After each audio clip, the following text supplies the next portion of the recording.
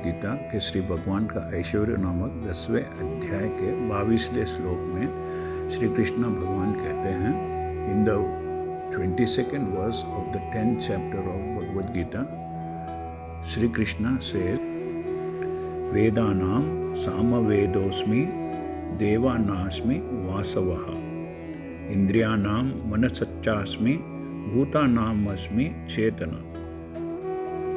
हिंदू शास्त्र के हिसाब से 4 वेद है। अकॉर्डिंग टू द हिंदू शास्त्र देयर आर 4 वेदास, जिनके नाम है ऋग्वेदा, सामवेदा, अथर्ववेदा और यजुर्वेदा। इन चारों में सामवेद बहुत ही महत्वपूर्ण है।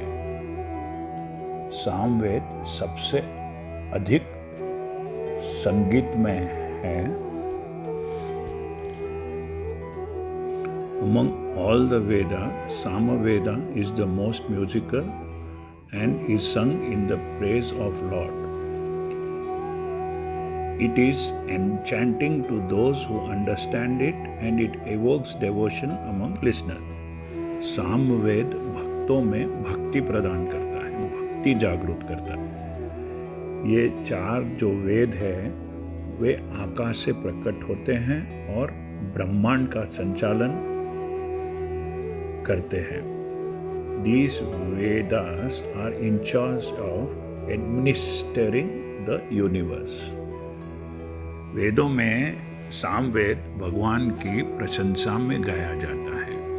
जो भक्तगण सामवेद सुनते हैं वे मंत्रमुग्ध हो जाते हैं और उनके अंदर भक्ति विकसित होती है, भक्ति जागृत होती है।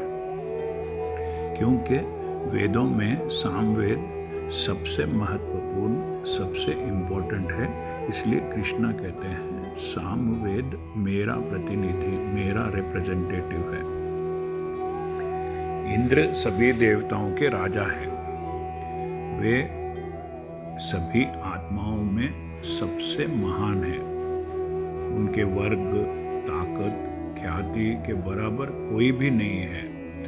लाखों करोड़ों में से एक आत्मा कई जन्मों तक बहुत अच्छे कर्म करके इंद्र जैसा बन सकता है। इंद्र को वर्षा का, रेनफॉल का गॉड भी कहते हैं। Indra is the chief of the celestial gods. He is unparalleled among all souls in fame, power and rank. Only a soul with many lifetimes of pious deeds is promoted to the position of Lord Indra। क्योंकि देवताओं में सबसे महान, सबसे बड़े इंद्र हैं, तो श्री कृष्ण भगवान कहते हैं कि इंद्र मेरे ही प्रतिनिधि है, मेरे ही रिप्रेजेंटेटिव है।